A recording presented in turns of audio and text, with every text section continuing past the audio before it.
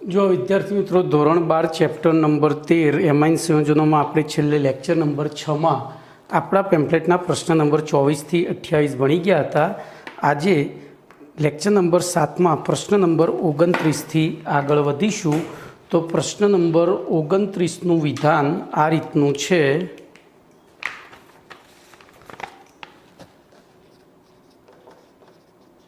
દ્વિતીયક amine સંયોજનોની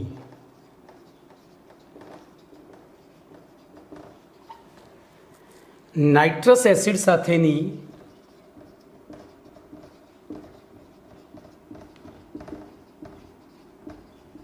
પ્રક્રિયા જણાવો, પ્રક્રિયા સમજાવો. જોજો, હવે આ પ્રશ્ન બીજી બે રીતે પૂછી શકાય. બીજો રીતે પૂછાય, પ્રયોગશાળામાં દ્વિતીયક એમાઇન સંયોજનોની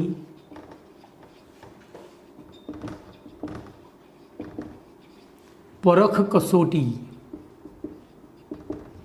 સમજાવો અથવા જણાવો. અને અથવા કરીને નેમ રિએક્શન તરીકે પૂછાય. લિબરમેન નેમ રિએક્શન તરીકે પૂછાય તો લિબરમેન, લીરમેન નહીં,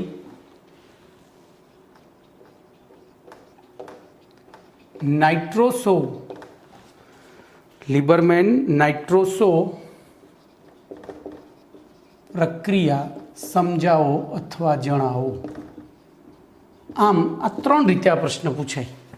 આપણને ગમે તે રીતે પૂછાય, જવાબ એક જ લખવાનો છે. પ્રશ્ન 3 જવાબ 1. બરોબર? તો ધ્યાન રાખજો, અહીંયા થિયોરિટિકલ છે. તો દ્વિતીયક એલિફેટિક કે એરોમેટિક, દ્વિતીયક એલિફેટિક કે એરોમેટિક સંયોજનોની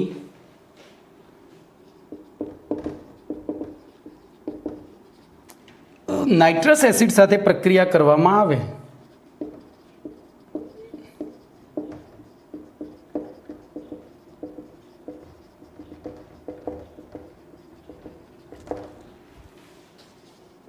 ત્યારે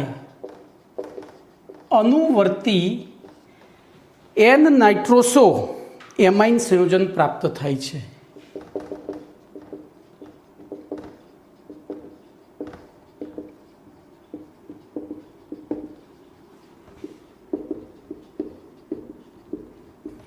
એન નાઇટ્રોસો એમાઇન સંયોજન પ્રાપ્ત થાય છે, જે પીળા રંગનું તટસ્થ તૈલી પ્રવાહી સંયોજન છે.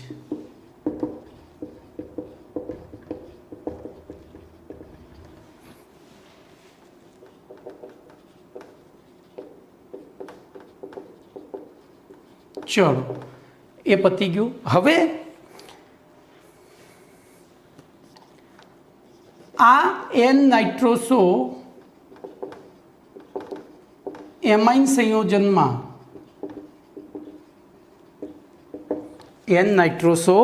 એમાઇન સંયોજનમાં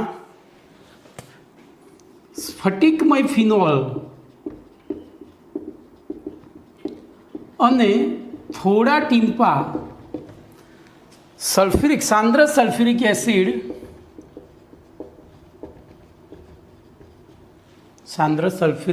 એસિડ ઉમેરવામાં અથવા તો ઉમેરીને ગરમ કરવામાં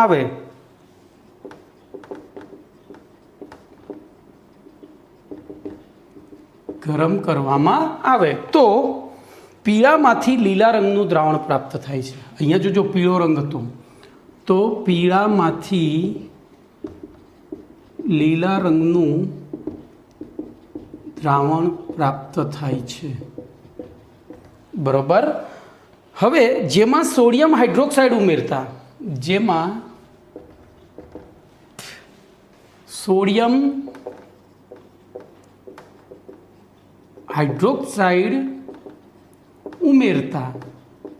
બોલો શું થશે? વિચારો. તો તમે એવું વિચારશો કે સોડિયમ હાઇડ્રોક્સાઇડ પેલા સલ્ફ્યુરિક એસિડને શું કરી નાખશે? સલ્ફ્યુરિક એસિડને તટસ્થ કરી નાખે, એટલે પાછું પીળામાંથી લીલામાંથી પીળું બનવું જોઈએ. પણ એવું નથી થતું. શું એ થાય છે, પણ સંપૂર્ણપણે નથી થતું. એટલે આપણને અહીંયા વાદળી રંગનું દ્રાવણ મળે છે. પીળામાંથી લીલું બન્યું, પણ એ લીલામાંથી કેટલુંક પીળું પાછું પરત મળે, એટલે પીળો અને લીલો બે ભેગો થાય એટલે વાદળી રંગનું દ્રાવણ પ્રાપ્ત થાય છે. વાદળી રંગનું દ્રાવણ પ્રાપ્ત થાય છે, જેને મંદ કરતા તે લાલ રંગ ધારણ કરે છે.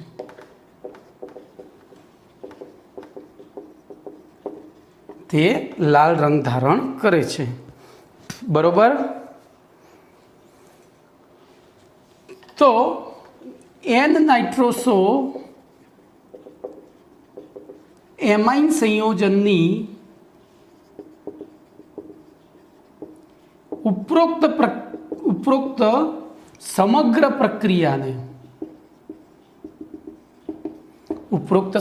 પ્રક્રિયાને બોલો લિબરમેન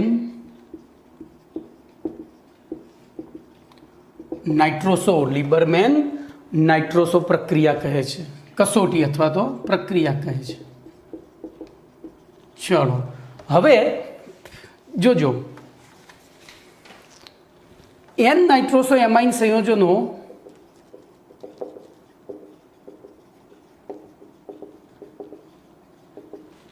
માત્ર ને માત્ર એલિફેટિક કે એરોમેટિક એમાઇન સંયોજનોની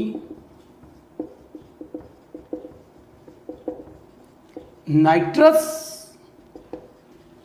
એસિડ સાથેની પ્રક્રિયા દ્વારા બનાવી શકાય છે. આથી પ્રયોગશાળામાં આપેલું એમાઇન સંયોજન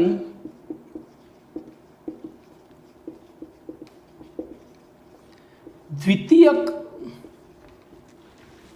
એમાઇન સંયોજન છે કે નહીં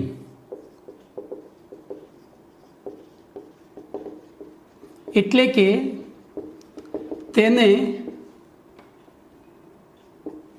પ્રાથમિક અને તૃતીયક એમાઇનથી અલગ પારખવા માટે ઉપરોક્ત પ્રક્રિયા કઈ, તો આખી પ્રક્રિયા લખો તો કારણ કે આખી જ આવશે. ઉપરોક્ત સમગ્ર પ્રક્રિયા ઉપયોગી છે. બોલો કમ્પ્લીટ. તો આટલું લખવાનું છે. હવે ધ્યાન રાખજો, તમને ખાલી 1 માર્ક્સમાં પૂછાય કે દ્વિતીયક એમાઇન સંયોજનની નાઇટ્રસ એસિડ સાથેની પ્રક્રિયા જણાવો, તો પહેલો મુદ્દો જ લખવાનો. પછી પ્રયોગશાળામાં દ્વિતીયક એમાઇનની પરખ કસોટી સમજાવો, બરોબર, તો બીજો, ત્રીજો અને ચોથો મુદ્દો લખવાનો. અને લિબરમેન કસોટી પૂછાય તો આ ટૂંકમાં જે પણ પૂછાય, જોજો આમાં પેપર ચેકર ઉપર ડિપેન્ડ કરે છે. હવે એક ફકરામાં શું આપણે કાપવાના 2 લાઈનોમાં, આમાંથી કોઈ પણ પ્રશ્ન પૂછાય આખું જ લખી નાખવાનું, અને 2 માર્ક્સથી વધારે પૂછાશે નહીં. કંઈ પણ પૂછાય 3માંથી કોઈ પણ પ્રશ્ન આ આખો લખી નાખવાનો, બરોબર. તો અહીંયા તમારો પ્રશ્ન નંબર 29 પૂરો થયો. હવે પ્રશ્ન નંબર S35 જોઈશું.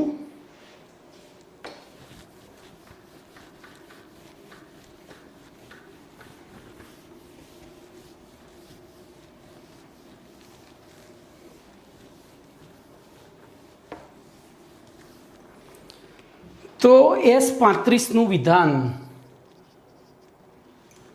આ રીતનું છે. તૃતીયક એમાઇન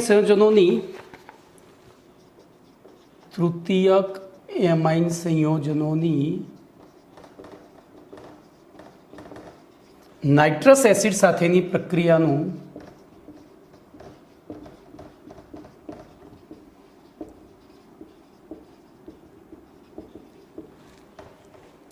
પરિણામ જણાવો.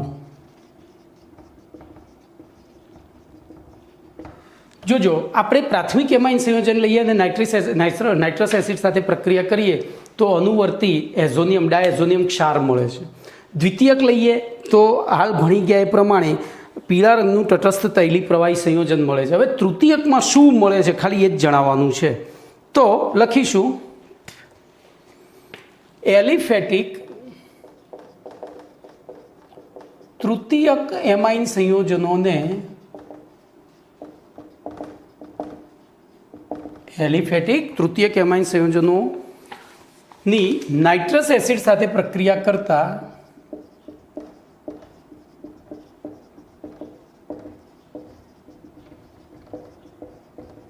નાઇટ્રસ એસિડ સાથે પ્રક્રિયા કરતા અનુવર્તી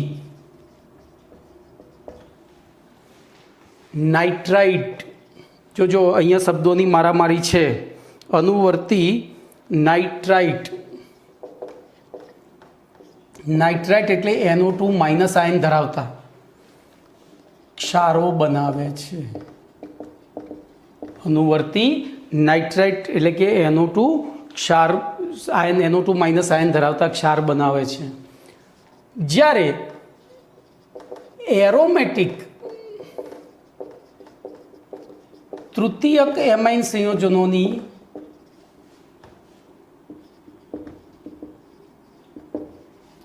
નાઇટ્રસ એસિડ સાથે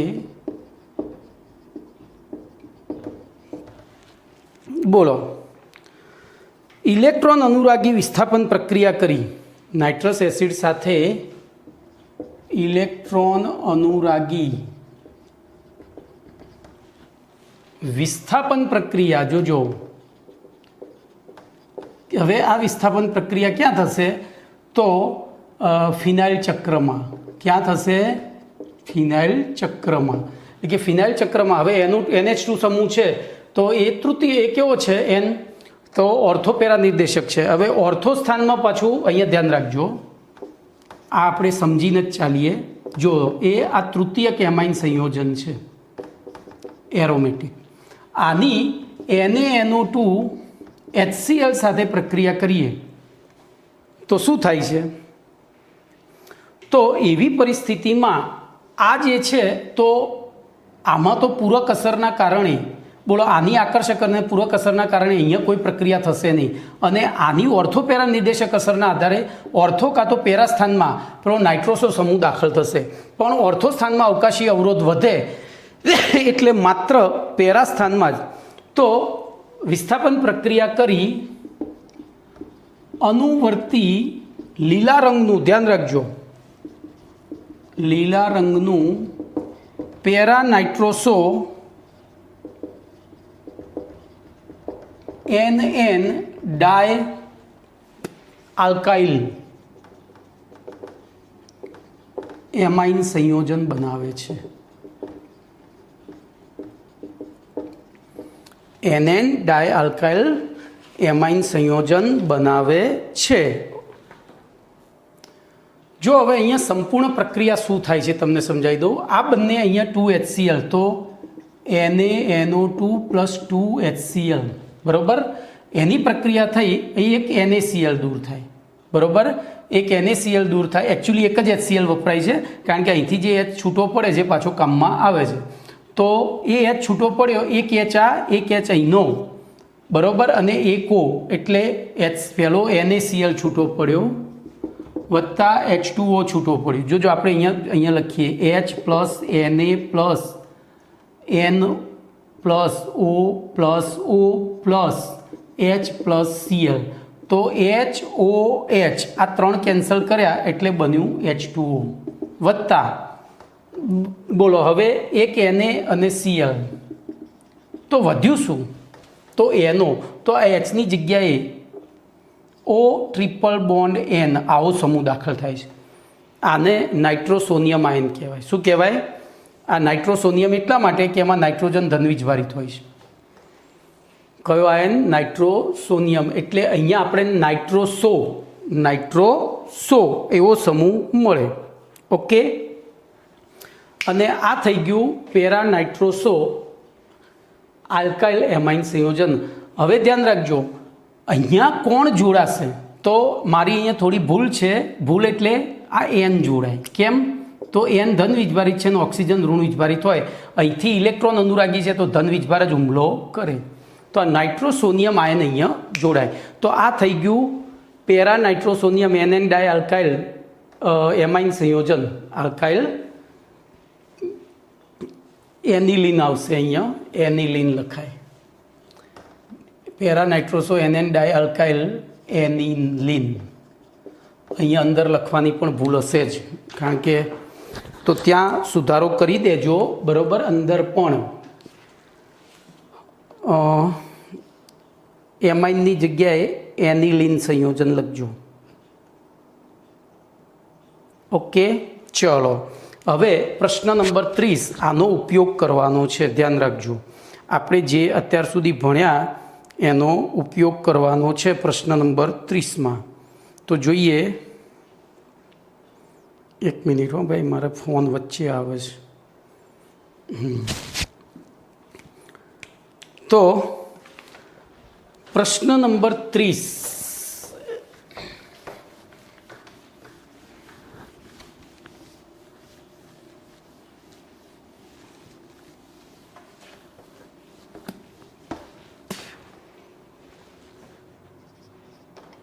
એનું વિધાન છે C3H9N. આણ્વીય સૂત્ર ધરાવતા સમઘટકોના બંધારણો દોરી તેમના IUPAC નામ જણાવી તે પૈકી જે સમઘટક નાઇટ્રસ એસિડ સાથે પ્રક્રિયા કરી નાઇટ્રોજન વાયુ મુક્ત કરતો હોય, તો આના જોજો સમઘટકો, પછી IUPAC નામ, અને જે સમઘટક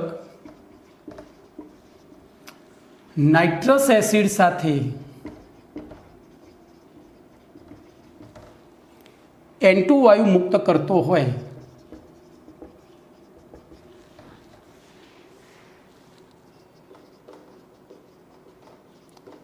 તેવા સમઘટકો જણાવવાના છે. આ સ્વાધ્યાયનો પ્રશ્ન છે, સોરી, લખાણ સંબંધી પ્રશ્ન છે, પ્રશ્ન 13.8. તો ધ્યાન રાખજો, સૌથી પહેલાં આપણે અણુસૂત્ર લખીએ તો C3H9A CnH2n 3 દુ 6 + 1 બરોબર, પ્લસ NH2 સૂત્રને અનુસરે છે. વળી NH2 સૂત્રને અનુસરે, વળી તેમાં 3 કાર્બન પરમાણુ છે. આથી તે પ્રાથમિક, દ્વિતીયક અને તૃતીયક એમાઇન હોઈ શકે છે. કોઈ પણ આવો પ્રશ્ન પૂછાય જ્યારે સમઘટકો અણુસૂત્ર ઉપરથી, તો સૌથી પહેલું આ વાક્ય લખવું પડે. એ કયા સામાન્ય સૂત્રને અનુસરે છે એ જોવું પડે. હવે જોજો, અહીંયા 2 કાર્બન હોત તો પ્રાથમિક અને દ્વિતીયક જ થાય, 1 કાર્બન હોત તો પ્રાથમિક જ થાય, પણ અહીંયા 3 કાર્બન છે, બરોબર. એટલે પ્રાથમિક, દ્વિતીયક, તૃતીયક ત્રણેય હોઈ શકે. તો આપણે પહેલાં બંધારણો દોરીશું. બોલો, પહેલું હું બધું નહીં લખું, બરોબર. બોલો, 1 થયું. પછી પહેલાં બધા પ્રાથમિક લખી નાખીએ. બોલો, થયું. હવે આને ઉઠાઈને અહીંયા લાવીએ તો કોઈ ફરક પડવાનો નથી, કે આને ઉઠાઈને અહીંયા લઈ જઈએ તો કોઈ ફરક નથી પડવાનો. તો આ 2 આપણે કર્યા 1 0. ચલો, હવે 2 0ની વાત કરીએ. તો NH અને C, અને ચોથું, બોલો, એને હું અહીંયા લાવું તો કોઈ ફરક પડે ના. તો આ થયું દ્વિતીયક. ચલો, હવે ચોથું. તો ચોથામાં 3 આપણે એક જ તૃતીયક મળશે. બોલો, આમ કેટલા સમઘટકો શક્ય થયા? તો 3 જ, વધારે ના થયા. 2 પ્રાથમિક, પછી 1 દ્વિતીયક ને 1 તૃતીયક. બોલો, આનું નામ શું થશે? તો આનું નામ થાય પ્રોપેન, IUPAC નામ 1 એમાઇન. પછી આનું પણ પ્રોપેન 2 એમાઇન. બોલો, આનું નામ તો N મિથાઇલ ઇથેનેમાઇન. બોલો, આનું નામ તો NN ડાયમિથાઇલ મિથેનેમાઇન. ચલો, પતી ગયું, કમ્પ્લીટ. હવે આગળ જઈએ. બોલો, આમાંથી નાઇટ્રસ એસિડ સાથે N2 વાયુ કોણ મુક્ત કરે તો ફક્ત પ્રાથમિક જ. દ્વિતીયક તો શું કરે તો પીળા રંગનું તટસ્થ તૈલી પ્રવાહી આપતું હતું, નાઇટ્રોસો નાઇટ્રોસો ક્ષાર આપતું હતું, બરોબર. અને તૃતીયક શું કરતું હતું તો એ તૃતીયકમાં આપણને હાલ ભણી ગયા એ પ્રમાણે બોલો અનુવર્તી નાઇટ્રાઇડ ક્ષાર આપે, એટલે એમાં નાઇટ્રોજન મુક્ત થતો નથી, તો ફક્ત આ બે જણા નાઇટ્રોજન મુક્ત કરશે. તો લખી શકાય કમ્પ્લેટ. ચલો એના પછી પ્રશ્ન number 31, the most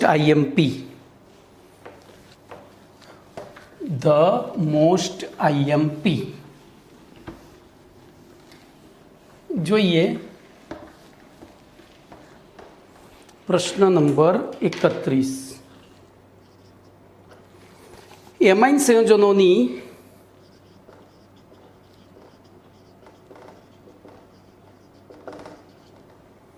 aryl sulphonyl chloride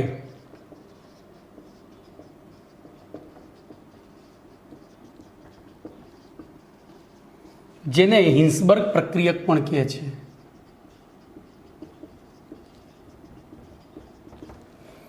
સાથેની પ્રક્રિયા સમજાવો.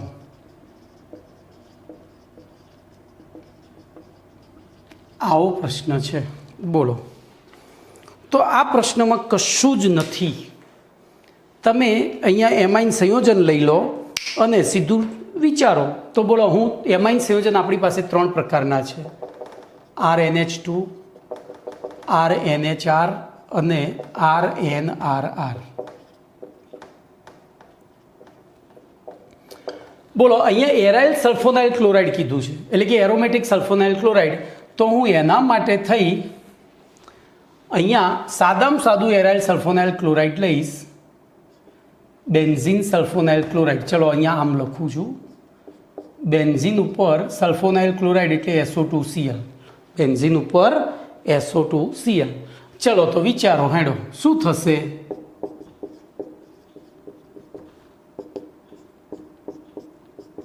વિચારો તો જોજો, આ સ્વભાવે બેઝિક છે, આ સ્વભાવે એસિડિક છે. તો સૌથી પહેલાં તો આ એસિડિક ક્ષાર છે, આ એસિડિક ક્ષાર છે, તમને કહી દઉં. તો એસિડિક ક્ષાર અને બેઝ વચ્ચે પ્રક્રિયા કરો તો પ્રબળ એસિડ મુક્ત થવા પ્રયત્ન કરે. 11મું ધોરણ 7મો પાઠ ધ્યાન રાખજો. દાખલા તરીકે એસિડિક ક્ષાર એટલે હું HClની NH3 સાથે પ્રક્રિયા કરું, મને NH4Cl ક્ષાર મળ્યો. બોલો, આ NH4Cl ક્ષારની હું NaOH સાથે પ્રક્રિયા કરું અથવા તો નિર્બળ બેઝ ફરીથી એમોનિયા સાથે પ્રક્રિયા કરું તો શું થશે. તો આ સ્વભાવે એસિડિક છે, તો અહીંથી 2 અણુ એમોનિયા અને HCl આવું થાય, બરાબર. પણ જો કે આપણને ફરીથી એમોનિયા HCl સાથે પ્રક્રિયા, આપણે એમોનિયા સિવાયનો કોઈ પણ તો RNH2 લઉં ત્યારે મને નિપજ તરીકે શું મળે ખબર છે, RNH2 અહીંથી એક H ને અહીંથી એક Cl જતો રહે તો NH4 અને HCl મળે. આવું મળવું જોઈએ, આવો ક્ષાર, બરાબર, આવું સંયોજન મળવું જોઈએ, બરાબર. પણ હાલ આપણે એને બહુ ડીપમાં નથી જતા, આપણે અહીંયાથી ફોકસ કરીશું.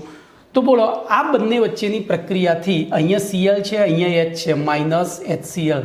બોલો, નિપજ તરીકે શું બનશે તો SO2Cl ગયો, એની જગ્યાએ NHR આવ્યો. બોલો, અહીંયા શું થશે તો HCl ગયો તો SO2NRR આવશે. અને અહીંયા તો અહીંયા Cl છે પણ અહીંયા H નથી, તો પ્રક્રિયા થતી નથી, બરોબર. હવે આ સમૂહને સલ્ફોનેમાઇડ સમૂહ કહેવાય. તો N આલ્કાઇલ બેન્ઝીન સલ્ફોનેમાઇડ આનું નામ થાય. એવી રીતે અહીંયા NN ડાયઆલ્કાઇલ બેન્ઝીન સલ્ફોનેમાઇડ નામ થાય. હવે જોજો, સલ્ફોનેમાઇડમાં N સાથે એક જ R જોડાયો છે, એટલે આને પ્રાથમિક સલ્ફોનેમાઇડ પણ કહેવાય. આને દ્વિતીયક સલ્ફોનેમાઇડ પણ કહેવાય. કમ્પ્લીટ. આ પણ ક્ષાર થયો, આ પણ આઈડ પાછળ લાગ્યું. આઈડ લાગે એટલે ક્ષાર, ક્લોરાઇડ, એમાઇડ, ખબર પડી? તો આ પણ ક્ષાર થયો. પણ આ ક્ષાર સ્વભાવે કેવો હશે કોહેડો? તો એસિડિક. એ પણ એસિડિક હશે. કેમ? તો અહીંયા નિર્બળ એસિડના પ્રબળ છે. અને આપણે ભણી ગયા 11મું ધોરણ 7મું પાઠ, બાપ એવા બેટા ને વડ એવા ટેટા, એવી મેં કહેવત કીધી હતી. જે પ્રબળ હોય એના જેવું બને. જો એસિડ પ્રબળ હોય અને નિર્બળ બેઝ, જો બંને પ્રબળ હોય તો તટસ્થ ક્ષાર બને. એસિડ પ્રબળ ને બેઝ નિર્બળ હોય તો એસિડિક ક્ષાર બને. બેઝ પ્રબળ ને એસિડ નિર્બળ હોય તો બેઝિક ક્ષાર બને. અને બે નિર્બળ હોય તો ઉભય ગુણધર્મિક ક્ષાર બને. બફર દ્રાવણો 7મો પાઠ યાદ કરો. તો જો હવે આ તમારો લખાણ આનું કઈ રીતે લખીશું તો જોઈએ. હું બોલું છું, તમારે જોવાનું છે અને સાંભળવાનું છે. તો બેન્ઝીન સલ્ફોનાઇલ ક્લોરાઇડ એ સાદામાં સાદું એરાઇલ સલ્ફોનાઇલ ક્લોરાઇડ સંયોજન છે, જેને હિન્સબર્ગ પ્રક્રિયક પણ કહેવામાં આવે છે.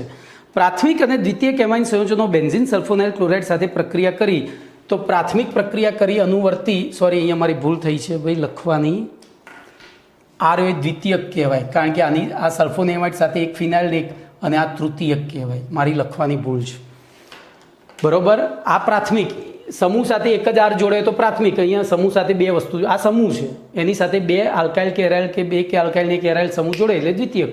તો જોજો, પ્રાથમિક એમાઇન બેન્ઝીલ સલ્ફોનાઇલ ક્લોરાઇડ સાથે પ્રક્રિયા કરી અનુવર્તી દ્વિતીયક સલ્ફોનેમાઇડ ક્ષાર, જ્યારે દ્વિતીયક એમાઇન સંયોજન, તો દ્વિતીયક સલ્ફોનેમાઇડ સંયોજન જેમાં નાઇટ્રોજન પરમાણુ પર હાઇડ્રોજન પરમાણુ આવેલો હોય છે, આથી તે સ્વભાવે એસિડિક હોય છે.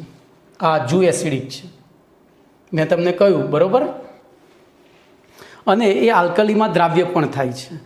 અને તૃતીયક સલ્ફોનેમાઇડ જેમાં નાઇટ્રોજન પરમાણુ પર હાઇડ્રોજન પરમાણુ આવેલો હોતો નથી, બરોબર. અને એના કારણે તે સ્વભાવે કેવો થઈ જાય છે બોલો? તો એ સ્વભાવે એસિડિક હોતો નથી અને આથી તે બોલો બેઝમાં દ્રાવ્ય થતો નથી, આલ્કલીમાં દ્રાવ્ય થતો નથી.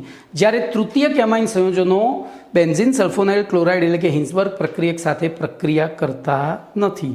પછી આ પ્રક્રિયાઓ લખી નાખવાની છે અને પછી લખવાનું. આમ પ્રાથમિક, દ્વિતીયક અને તૃતીયક એમાઇન સંયોજનો બેન્ઝીન સલ્ફોનાઇલ ક્લોરાઇડ સાથે જુદી જુદી રીતે પ્રક્રિયા કરી જુદી જુદી નિપજો આપે છે. એટલે કે પ્રક્રિયા કરવાની એમની વૃત્તિના કારણે મિશ્રણમાંથી તેમના, એટલે કે પ્રાથમિક, દ્વિતીયક, તૃતીયકના જે મિશ્રણ હોય એમાંથી એમનું અલગીકરણ કરવા માટે આ પ્રક્રિયા ઉપયોગી છે. તો હવે આગળનો પ્રશ્ન આપણો શું હશે? તમે અનુમાન મારી લીધું છે, બોલો શું હોય? યસ, તો પ્રાથમિક, દ્વિતીયક અને તૃતીયક એમાઇનના મિશ્રણનું અલગીકરણ સમજાવો. તો પ્રશ્ન નંબર 32 જોઈએ. એમાઇન સંયોજનોની, હવે જોજો,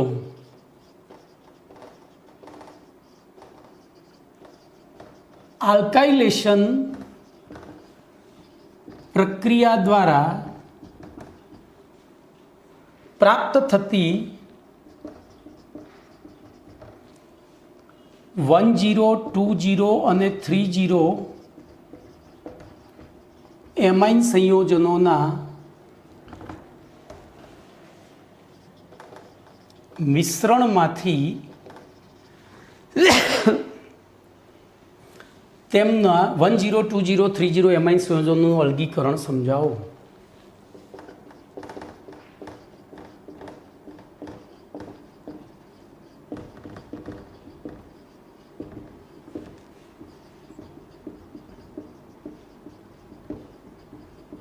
બોલો, આવો પ્રશ્ન છે, શું કરશો કહો હેડો.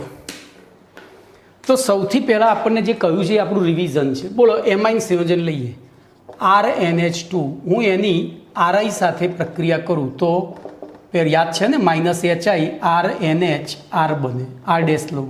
એની જો RIનું પ્રમાણ વધારે હોય R ડેશ Iનું તો ફરીથી HI RNRR. હજુ જો વધારે હોય RIનું પ્રમાણ તો NRRR I માઇનસ પ્લસ, યાદ આવે છે? એટલે આ થઈ બેન્ઝીનની અરે એમાઇન સંયોજનોની આલ્કાઇલેશન પ્રક્રિયા. એમાં આપણને 10, 20, સોરી હા આ 10 તો હતું જ, 20 અને 30 એનું મિશ્રણ મળે છે. એમાઇન સંયોજનોની આલ્કાઇલેશન પ્રક્રિયામાં આપણને એનું મિશ્રણ મળે છે પ્રક્રિયા થયા વગરનું. અને એ મિશ્રણમાંથી આપણે આ બધાને અલગ કરવા છે. જો આ જ પ્રશ્ન આરએક્સની એમિડેશન પ્રક્રિયા NH3 સાથે પ્રક્રિયા કરીએ તો RNH2. જો આનું પ્રમાણ વધારે હોય તો RNHR. જો અહીંયા માઇનસ HX દૂર થયો, અહીંયા RXનું પ્રમાણ વધારે હોય તો ફરીથી HX દૂર થાય. હજુ જો RXનું પ્રમાણ વધારે હોય તો ફરીથી HX દૂર થાય અને RNRR આવું મળે. બરાબર. બોલો અહીંયા ચતુર્થક એમાઇન થશે તો થાય ને, આમાંય ચતુર્થક એમાઇન થાય. અહીંયા સોરી તો આમાં પણ આ રીતે ચતુર્થક એમાઇન. તો આપણને જો અહીંયા પણ શું મળ્યું? પ્રાથમિક, દ્વિતીયક અને તૃતીયક એમાઇન. તો આવી પરિસ્થિતિમાં એક જ પ્રક્રિયા છે, ધ્યાનથી જોજો. RX એની મેં અહીંથી પ્રક્રિયા શરૂ થઈ હતી, જોઈ લો. આ અહીંથી શરૂ થઈ, આ એક સ્ટેપ આગળ લીધું. તો આ 10 20 30 ને અલગ કરવા હોય તો હાલ જે આપણે પ્રક્રિયા ભણી ગયા એનો જ ઉપયોગ કરવાનો છે. ધ્યાનથી સમજજો. હવે તો પહેલી લઈશું RNH2, પછી લઈશું RNHR અને પછી લઈશું RNRR. બોલો આની પ્રક્રિયા કરીએ PHSO2Cl એટલે કે બેન્ઝીન. PH એટલે ફિનાઇલ ચક્ર, ભાઈ ખબર છે ને.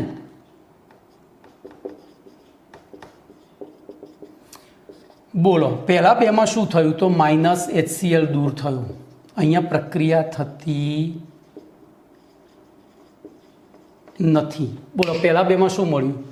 તો PHSO2NHR, PHSO2NRR. અને અહીંયા પ્રક્રિયા ન થઈ એટલે પ્રક્રિયા થયા વગર પડ્યું રહ્યું. તો જો આપણે પ્રાથમિક, દ્વિતીયક, તૃતીયક એમાઇન સંયોજનોનું અલગીકરણ કરવું હોય મિશ્રણમાંથી, તો એ મિશ્રણને બેન્ઝીન સલ્ફોનાઇલ ક્લોરાઇડમાં ઓગાળીએ તો આ બે જણા પ્રક્રિયા પામીને ઓગળી જાય છે, જ્યારે આ પ્રક્રિયા થયા વગર પડ્યું રહે છે. બોલો એને ગાળીને પાછું કાઢી લઈએ તો, એને ગાળીને પાછું કાઢી લઈએ તો સૌથી પહેલું બોલો તૃતીયક એમાઇન છૂટું પડી ગયું. આ બે ઓગળેલા છે, આ બે ઓગળેલા છે. હવે ધ્યાન રાખજો, આની KOH સાથે પ્રક્રિયા કરીએ તો હાલ આપણે ભણી ગયા એમ અહીંયા H છે એટલે માઇનસ H2O અને PHSO2NR K પ્લસ અને માઇનસ આવો ક્ષાર બનાવશે, જ્યારે અહીંયા પ્રક્રિયા થતી નથી. બરાબર, ત્યાં પ્રક્રિયા થતી નથી. તો ફરીથી આખી સમજો. આપણે જે મિશ્રણ લીધું છે એ મિશ્રણને બેન્ઝીન સલ્ફોનાઇલ ક્લોરાઇડમાં મિક્સ કરીએ તો આ બે જણા ઓગળી જશે, આ પડ્યો રહેશે. એ પડ્યો રહ્યો એને ગાળીને કાઢી લીધો એટલે આપણને સૌથી પહેલું શું મળી ગયું? કમ્પ્લેટ. એ પડ્યો રહ્યો એને ગાળીને કાઢી લીધો. હવે ગાળીને કાઢવો કઈ રીતે? બધા લિક્વિડ ફોર્મમાં છે, બધા લિક્વિડ ફોર્મમાં છે. તો આની હવે કોની સાથે? તો આ જે HCl ઉત્પન્ન થાય છે એની સાથે જ પ્રક્રિયા થાય. બહારથી HCl ઉમેરવાની જરૂર નથી પડતી. તો આપણને ત્યાં RNR બરાબર H અને Cl આવો માઇનસ પ્લસ આવો ક્ષાર મળે, હાઇડ્રોક્લોરાઇડ ક્ષાર. એ હાઇડ્રોક્લોરાઇડ ક્ષાર પાણીમાં દ્રાવ્ય હોય, ગાળીને જુદો કાઢી લીધો, વાર્તા પૂરી. એનું તટસ્થીકરણ કર્યું એટલે પાછો તૃતીયક એમાઇન મળી ગયો. હવે જે પડ્યું રહ્યું હતું ગાળણ, એ ગાળણની અંદર દ્વિતીયક સલ્ફોનેમાઇડ અને તૃતીયક સલ્ફોનેમાઇડ હતો. એ મિશ્રણમાં KOH નાખ્યો તો આમાં હાઇડ્રોજન છે ને આમાં નથી, એટલે દ્વિતીયક સલ્ફોનેમાઇડ KOHમાં ઓગળી અનુવર્તી ક્ષાર બનાવશે, જ્યારે આ ઓગળશે નહીં. બોલો ગાળી લીધો તો આ દ્વિતીયક સલ્ફોનેમાઇડ જુદો પડ્યો. બોલો એનું HCl વડે તટસ્થીકરણ કર્યું તો શું મળી ગયું? RNHR. અને આ જે જુદો ગાળણમાં પડ્યો રહ્યો હતો એનું HCl વડે તટસ્થીકરણ કર્યું એટલે શું મળી ગયું? RNH2. કમ્પ્લેટ. તો આ થઈ એની અલગીકરણ પ્રક્રિયા. 2 વખત વાંચશો ને તો જ આવડશે, બાકી નહીં આવડે, પહેલેથી કહી દઉં. થોડી ટિપિકલ છે. તો હવે આપણે જોઈએ છીએ, હું લખાણ જોઉં છું. બરાબર. તો પ્રાથમિક, દ્વિતીયક અને તૃતીયક એમાઇન સંયોજનોની બેન્ઝીન સલ્ફોનાઇડ સાથે એટલે કે ક્લોરાઇડ એટલે કે હિન્સબર્ગ પ્રક્રિયા સાથે પ્રક્રિયા કરી અનુવર્તી પ્રાથમિક હોય તો દ્વિતીયક સલ્ફોનેમાઇડ અને દ્વિતીયક હોય તો તૃતીયક સલ્ફોનેમાઇડ બનાવે છે, જ્યારે તૃતીયક એની સાથે પ્રક્રિયા કરતું નથી. એટલે કે હાઇડ્રોજન પરમાણુ હોતો નથી, આથી તે સ્વભાવે એસિડિક હોતા નથી. બરાબર, સોરી, આથી સ્વભાવે પેલું જ આગળનું જ લખાણ લખવાનું છે, પેલું બેઠું જ. આ સ્વભાવે એસિડિક હોય, સ્વભાવે એસિડિક હોતા નથી, તેથી તે KOHમાં દ્રાવ્ય થાય છે, KOHમાં દ્રાવ્ય થતા નથી. જ્યારે તૃતીયક એમાઇન સંયોજનો બેન્ઝીન સલ્ફોનાઇલ ક્લોરાઇડ સાથે પ્રક્રિયા કરતા નથી. આથી એમાઇન સંયોજનોની આલ્કાઇલેશન પ્રક્રિયા દ્વારા પ્રાપ્ત થતા 10, 20, 30 એમાઇન સંયોજનોના મિશ્રણની બેન્ઝીન સલ્ફોનાઇલ ક્લોરાઇડ સાથે પ્રક્રિયા કરવામાં આવે ત્યારે બોલો 10, 20 અને 30 એમાઇન સંયોજનોનું અલગીકરણ થાય છે. નીચેની પ્રક્રિયાઓ અનુસાર અલગીકરણ થાય છે. હવે એ પ્રક્રિયાઓ લખ્યા પછી ઉપરોક્ત પ્રક્રિયા મિશ્રણમાં જલીય KOH ઉમેરી નિસ્યંદન કરતા તૃતીયક એમાઇન, આમાં KOH નાખી દો એટલે આ બે ઓગળી ગયા અને પછી નિસ્યંદન, જો મેં જૂની રીત સમજાવી, એમાં નવી રીત આપી છે. આનું સીધું નિસ્યંદન કરો એટલે તૃતીયક એમાઇન સીધું બહાર નીકળી જાય. તૃતીયક એમાઇન સીધું બહાર નીકળી જશે, એટલે કે અલગ પ્રાપ્ત થશે. જ્યારે બાકી રહેલા મિશ્રણને ગાળીને, હવે જોજો બાકી રહેલું મિશ્રણ ગાળીએ તો એમાં આ દ્રાવ્ય હતો, આ કેવો હતો દ્રાવ્ય, અને આ અદ્રાવ્ય. તો અદ્રાવ્ય પડ્યું રહેશે, પેલો ગાળણમાં જશે. બોલો એ ગાળણનું HCl વડે તટસ્થીકરણ કરીએ, એટલે કે જળ વિભાજન કરીએ તો બોલો પ્રાથમિક એમાઇન પ્રાપ્ત થાય. અને જે અવક્ષેપ પડ્યા રહેતા એનું પણ HCl વડે તટસ્થીકરણ કરીએ તો એનું પણ જળ વિભાજન કરતાં દ્વિતીયક એમાઇન પ્રાપ્ત થાય. આખી પ્રક્રિયા ઊંધી થઈ જાય HCl જળ વિભાજન કરો એટલે. તો આમ પ્રાથમિક, દ્વિતીયક, તૃતીયક એમાઇન અલગીકરણ કરવામાં આવે છે. ઓકે, હવે પ્રશ્ન નંબર 33 લઈશું. ભાઈ 32 નંબરનો પ્રશ્ન તૈયાર કરતાં પહેલાં 31 નંબરનો પ્રોપર તૈયાર કરશો એટલે અડધો પ્રશ્ન 32મો તૈયાર થઈ જશે. અડધો પ્રશ્ન તૈયાર થઈ જશે. ખાલી નીચેનું લખાણ જ લખવાનું રહેશે કે એમાં ભાઈ જે KOH ઉમેર્યા પછી જે મિશ્રણ મળે, પહેલું બેન્ઝીન સલ્ફોનાઇલ ક્લોરાઇડ નાખીએ અને પછી KOH નાખીએ, તો KOH નાખ્યા પછી એનું નિસ્યંદન કરીએ તો સૌથી પહેલું તૃતીયક એમાઇન જે પ્રક્રિયા થયા વગર પડી રહ્યું હતું એ નિસ્યંદન દ્વારા બહાર નીકળી જાય. પછી જે પ્રક્રિયા મિશ્રણ પડી રહ્યું એની અંદર HCl નાખો તો પેલો પ્રાથમિક દ્વિતીયક સલ્ફોનેમાઇડ હતો એ ઓગળી જશે. એ ઓગળી અને તો ગાળી લઈએ તો ગાળણમાં પછી બંનેનું જળ વિભાજન કરીએ એટલે વાર્તા પૂરી. ઓકે, ચલો 33મો પ્રશ્ન છે. તો પ્રશ્ન નંબર 33નું વિધાન છે મસ્ત, આ પણ IMP પ્રશ્ન. એનિલિનની ઇલેક્ટ્રોન અનુરાગી બ્રોમિનેશન પ્રક્રિયા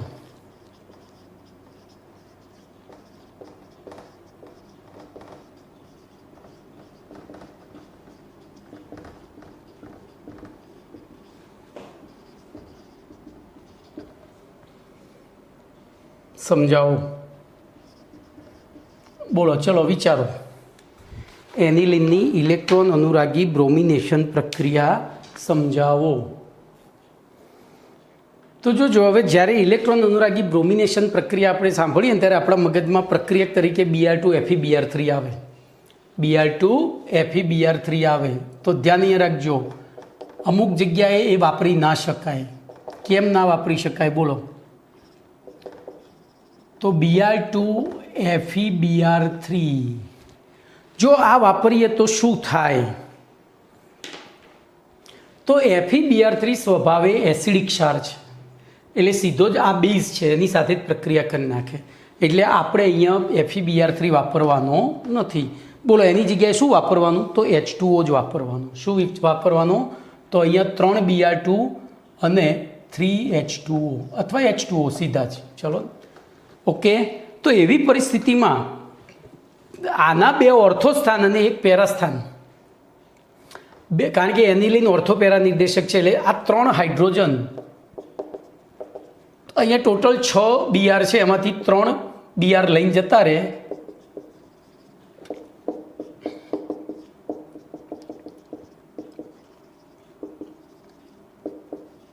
બોલો આવી નિપજ મળે 2,4,6 ટ્રાયબ્રોમો એનિલિન.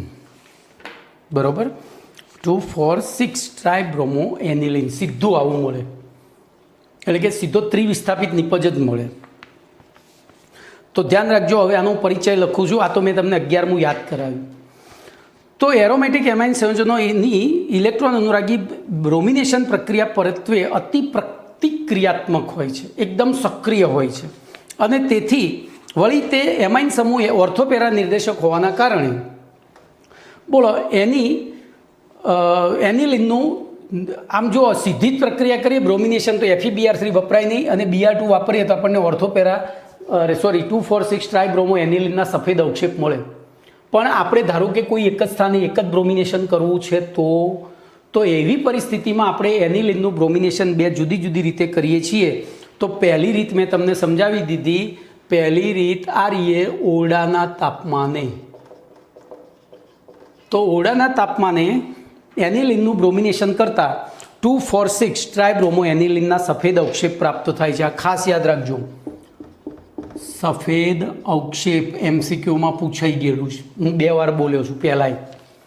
આ ઓરડાના તાપમાને આપણે સંપૂર્ણ બ્રોમિનેશન કર્યું. ચલો હવે તો બીજામાં જો અપૂર્ણ બ્રોમિનેશન કરવું હોય તો શું કરવું? તો અપૂર્ણ બ્રોમિનેશન કરવા માટે ધ્યાન એ રાખજો, આપણે જે NH2 છે એનું પહેલાં એસાઇલેશન કરવું પડે. CH3COCl નિર્જળ AlCl3. અહીંયા પણ AlCl3 વાપરી શકાશે નહીં. ખાલી તો તમે શું કરશો, આ પણ સ્વભાવ એસિડિક છે. ધાતુ સાથે 3 હેલોજન જોડાયેલા સ્વભાવ એસિડિક જ હોય, બરાબર. એસિડિક ક્ષાર હોય ને એસિડિક ક્ષાર હોય તો આની સાથે પ્રક્રિયા કરે. તો આની બંને વચ્ચે પ્રક્રિયા થઈ, HCl દૂર થઈ અને શું બને? NHCOCH3. હવે આનું બ્રોમિનેશન કરો Br2H2O.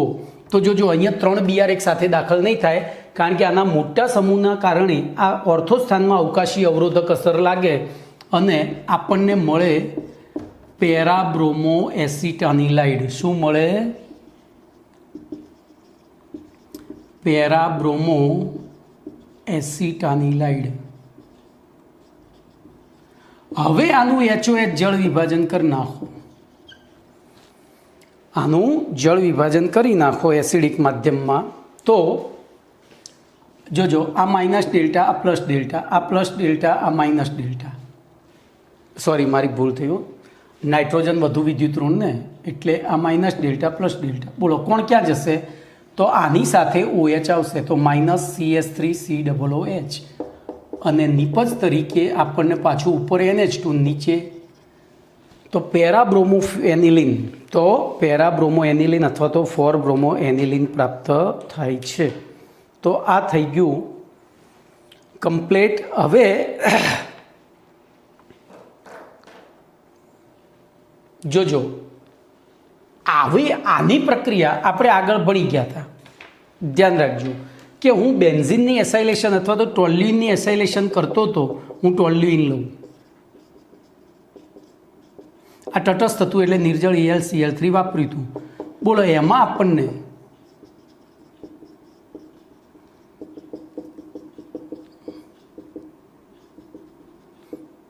આવી 2 નિપજો મળી હતી.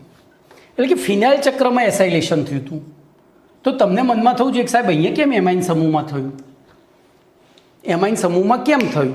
તો એનું કારણ આપણે ચર્ચા કરવાની છે. તો એનિલિનનું એસિટિક એનહાઇડ્રેટ વડે એસિટેશન કરવામાં N-ફિનાઇલ ઇથેનેમાઇડ પ્રાપ્ત થાય છે. અને N-ફિનાઇલ ઇથેનેમાઇડ આ જે પ્રાપ્ત થયું એ કેમ પ્રાપ્ત થયું? તો અહીંના હાઇડ્રોજન કરતાં આ હાઇડ્રોજન વધુ ધન વીજભારિત છે. અને ધન વીજભારિત હોય તો એ સરળતાથી Cl- સાથે જઈ શકે. અને પાછું ધ્યાન રાખજો, એ ગયા પછી પણ શું થાય? તો એ જે બન્યું એમાં આપણને કયો સમૂહ મળ્યો? તો NHCOCH3. એટલે કે N સાથે આ રીતે C ડબલ બોન્ડો CH3 આવો સમૂહ મળ્યો. આ H આપણે અહીંયા કાઢી નાખીએ તો જોજો, એ આટલું કાઢી નાખીએ તો આ સમૂહ આખો થયો. હવે એ સમૂહમાં સંસ્પંદન થાય છે. જોજો, નાઇટ્રોજન ઉપર અબંધકારક ઇલેક્ટ્રોન યુગ્મ, અહીંયા અપૂરતા ઇલેક્ટ્રોન. તો આ ઇલેક્ટ્રોન અહીંયા આકર્ષાય તો અહીંયા જાય. અહીંયા બોલો સંસ્પંદન શું થશે? N double bond C O minus. અહીંયા 2 ઇલેક્ટ્રોન તો હતા, 2 યુગ્મ તો હતા ને એક ત્રીજું આવ્યું અને CH3 એમના એમ. આ સંસ્પંદનના કારણે બોલો આ જે એસિટેનિલાઇડ બન્યું એની ઉર્જા એનિલિન કરતાં ઓછી હોય. એટલે એનિલિનમાં ફિનાઇલ ચક્રના હાઇડ્રોજનનું વિસ્થાપન ન થતાં એમાઇન સમૂહના હાઇડ્રોજનનું વિસ્થાપન થઈ અનુવર્તી એસિટેનિલાઇડ પ્રાપ્ત થાય છે. તો આવું 2 માર્ક્સનું કારણ પૂછી શકાય. તો એ કારણમાં તમારે ખાલી આ સંસ્પંદન બંધારણો દોરી અને લખવાનું કે ત્યાં એનિલિનનું ફિનાઇલ ચક્રમાં એસિટિલેશન થઈ અને ઓર્થો કે પેરા એમિનો એસિટોફિનોન કરતાં બને એના કરતાં એસિટેનિલાઇડ બને છે. તો એસિટેનિલાઇડમાં સંસ્પંદનના કારણે નાઇટ્રોજન ઉપર ઇલેક્ટ્રોન ઘનતા ઘટે છે અને ઇલેક્ટ્રોન ઘનતા ઘટે છે તો એની બેઝિક પ્રબળતા ઘટે છે, એટલે તે વધારે સ્થાયી હોય છે. કમ્પ્લેટ તે વધારે સ્થાયી હોય છે. અને એના કારણે જોજો NH2 કરતાં CONH2 જે સમૂહ NHCOCH3 સમૂહ છે એ અક્રિય થયો કહેવાય, નિષ્ક્રિય થયો. તો અહીંયા આ પ્રશ્નને ફેરવીને તમને પૂછે કે એનિલિનમાં NH2 ને નિષ્ક્રિય કરવાની પ્રક્રિયા જણાવો, તો આ રીતે લખીને આટલે સુધી આગળની, બરોબર. તો એ પ્રશ્નને તમે ધ્યાનથી વાંચશો એટલે મેં બધું સમજાવી દીધું છે, ખાલી શબ્દો નથી લખ્યા એટલું યાદ રાખજો. ઓકે, તો અહીંયા તમારો પ્રશ્ન નંબર 33 પણ પૂરો થયો. બીજું હવે નેક્સ્ટ ટાઈમ લઈશું.